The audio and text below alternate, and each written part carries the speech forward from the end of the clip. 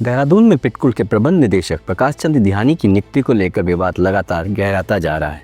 Uttarakhand high court ने 18 फरवरी 2026 को ध्यानी की नियुक्ति को अवैध बताते हुए उसे निरस्त कर दिया था। इसके बाद भी उन्हें पद से हटाने की प्रक्रिया और उससे जुड़े प्रशासनिक घटनाक्रमों ने शासन प्रशासन की कार्यप्रणाली पर कई गंभीर सवाल खड़े कर दिए। इस पूरे मामले को लेकर सामाजिक संगठन जन प्रहार ने देहरादून में प्रेस वार्ता कर सरकार से जवाब मांगा। प्रेस वार्ता में इस केस की पक्षकार दीप्ति पोखरियाल, सामाजिक कार्यकर्ता सुजाता पॉल, अधिवक्ता पंकज सिंह छेत्री, संगठन के अन्य पदाधिकारी मौजूद रहे।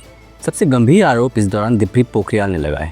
उन्होंने कहा कि हाईकोर्ट के आदेश के बावजूद कार्रवाई में देरी कई संदेह पैदा करती है।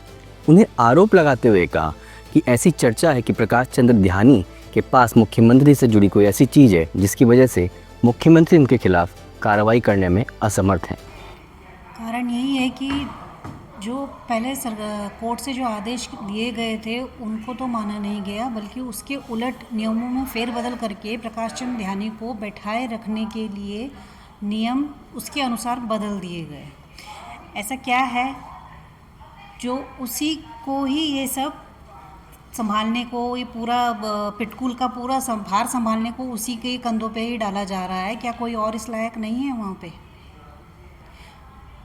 दूसरा, इसने जो कहा था वो इसने करके दिखाया है, वो अब हमें अच्छे से समझ में आ गया। इसने पहले भी कहा था कि मेरे जो मुख्यमंत्री हैं, चाहे उनके अधीनस्थ और भी हैं, ये सब मेरी जेब में हैं। मैं जो चाहे मैं अपनी मर्ज़ी से मैं इसको करवा सकता हूँ और मैं यहाँ पर से अपने रिटायरमेंट के बाद तक भी मैं हिलने वाला नहीं हूँ।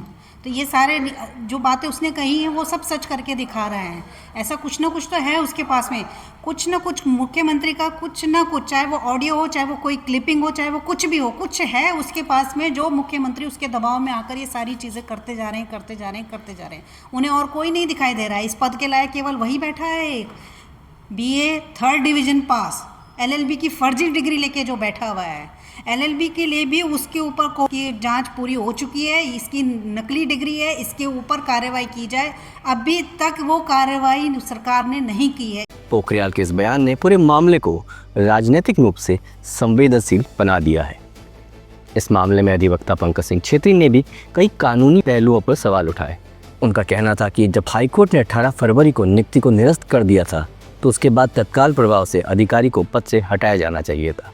उन्होंने बताया कि 27 फरवरी को हाईकोर्ट में इस मामले को लेकर अवमानना की कार्रवाई भी हुई। सुनवाई के दौरान अदालत ने सरकार के रुख पर सख्त टिप्पणी करते हुए पूछा था कि जब नियुक्ति को निरस्त किया जा चुका है तो संबंधित अधिकारी को अब तक क्यों नहीं हटाया गया।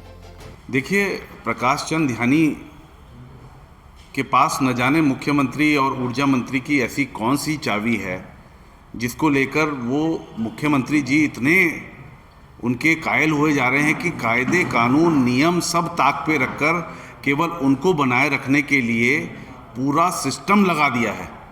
और ये बड़े शर्म की बात है, जिस प्रदेश में इतनी बेरोज़गारी है, जिस प्रदेश में जो है टैलेंट बाहर जा रहा है, उस प्रदेश में आप जो है जब खुद प्रधानमंत्री कहते हैं कि पहाड़ का पानी और पहाड़ की जवानी जो है बर्बाद नहीं होने देंगे, तो उस प्रदेश में बेरोज़गारी जहाँ पर इतनी है, आप एक्सटेंशन पे एक्सटेंशन और एक ही आदमी को और ऐसे ही अपने कई सारे दुलारों को आपने सीट पे गद्दी पे बैठा रखा है, जिनको आप सेवानिवृत्ति होने नहीं देना चाहते और चाहते हैं कि बस ये कमाई करके आपको देते रहें। तो कहीं ना कहीं ये बहुत बड़ी आशंका है कि उच्च न्यायालय के फटकार के बाद उच्च न्यायालय की नियुक्ति रद्द करने के बावजूद भी कैबिनेट की बैठक में नियम कायदे कानून बदल दिए जाते हैं और अब नई नियमावली आती है और उस नियमावली में जो टेक्निकल पोस्ट की आहर्ता है उसको ख़त्म कर दिया जाता है, नॉन टेक्निकल आदमी को बैठाने की पूरी तैयारी कर दी जाती है।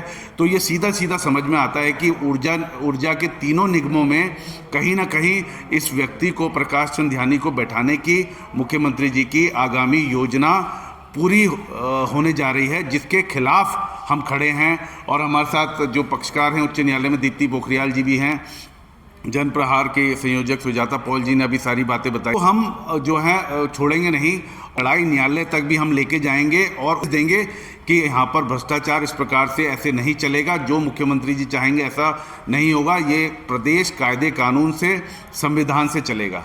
वहीं सुजाता पॉल ने कहा कि पूरे घटनाक्रम में पारदर्शिता की कमी साफ दिखाई दे रही है। उन्होंने आरोप लगाया कि सरकार पिटकुल, UPCL और UJVNL जैसे ऊर्जा निगमों में प्रबंध निदेशक और निदेशक पदों की नियुक्ति से जुड़े नियमों में बदलाव कर रही है। उनका कहना था कि आशंका जताई जा रही है कि पात्रता से जुड़े नियमों में बदलाव किसी विशेष व्यक्ति को लाभ पहुंचाने के लिए किए जा रहे हैं।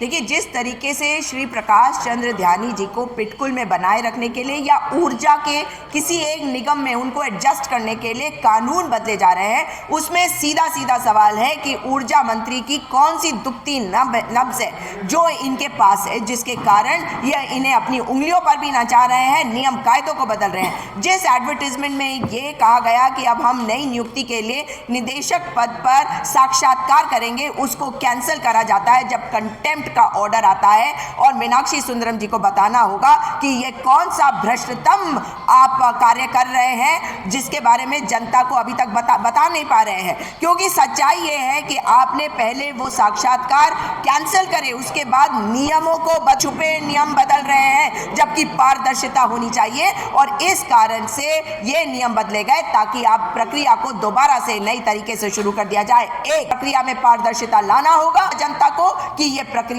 क्या है। दूसरा, कि आपने जो उम्र की जो लीवे है वो आपने क्यों बढ़ा दी। आपने उम्र को 45 से 60 था, मतलब ये जो था पहले 45 से 58, अब 45 से 60 at the time of application क्यों करा है। और जो टेक्निकल पद है उस पर नॉन टेक्निकल व्यक्ति भी आ सकता है, ये क्यों किया है। इसलिए क्योंकि भ्रष्टाचार आपको करना है। में कौन है ये तो अब बताना होगा मुख्यमंत्री जी, ऊर्जा मंत्री को। प्रेस वार्ता के दौरान यह भी सवाल उठाया गया कि तकनीकी पद के लिए तकनीकी योग्यता की अनिवार्यता क्यों हटाई गई और आवेदन करने वाले अभ्यर्थियों की आयु सीमा 45 से 38 वर्ष से बढ़ाकर 60 वर्ष क्यों कर दी गई। संगठन का कहना है कि यदि इन नियमों में बदलाव किए गए हैं तो सरकार को उसकी पूरी प्रक्रिया सार्वजनिक करनी चाहिए।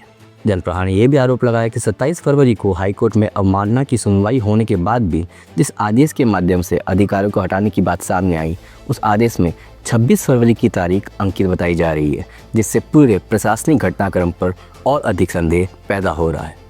संगठन ने सरकार से मांग की है कि पिटकुल एमडी से जुड़े सभी आदेश और फैसले सार्वजनिक किए जाएं, नियमों में किए जा रहे बदलावों की पूरी प्रक्रिया पारदर्शी बनाई जाए और यदि किसी प्रकार की अनियमितता सामने आती है तो उसकी निष्पक्ष जांच कराई जाए। फिलहाल पिटकुल एमडी नियुक्ति विवाद ने राज्य में प्रशासनिक पारदर्शिता, जवाबदेही और शासन की कार्यप्रणाली को लेकर एक नई बहस छेड़ दी है। आने वाले दिनों में हाईकोर्ट में होने वाली अगली सुनवाई और सरकार के रुख पर अब सबकी नज़रें टिकी हुई है।